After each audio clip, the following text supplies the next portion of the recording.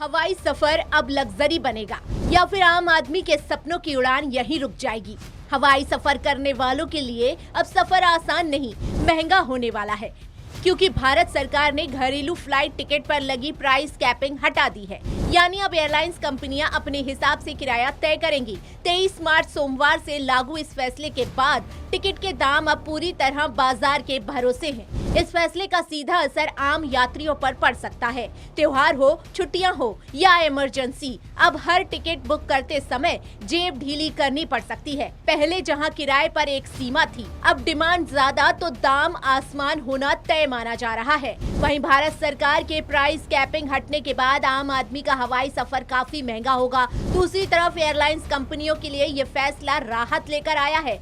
कंपनियां बड़े लंबे समय से बढ़ती लागत और नुकसान की बात कर रही थी। खासकर ईरान से जुड़े तनाव के कारण विमान ईंधन की कीमतों में आई तेजी ने दबाव बढ़ाया। अब बिना किसी कैप के एयरलाइंस कंपनियां मौके के हिसाब से ज्यादा मुनाफा कमा सकेंगी। सरकार ने ये जरूर कहा है कि एयरलाइंस पारदर्शिता और अनुशासन बनाए रखे।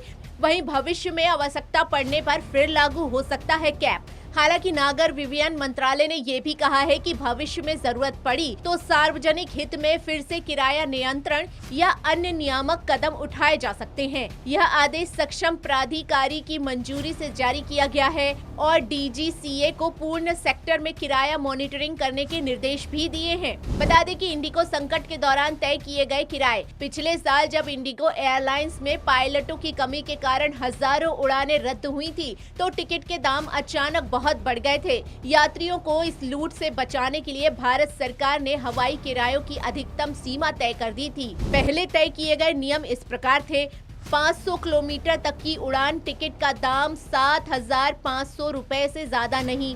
दिल्ली से मुंबई 1,000 से 1,500 किलोमीटर अधिकतम किराया 15,000 रुपए।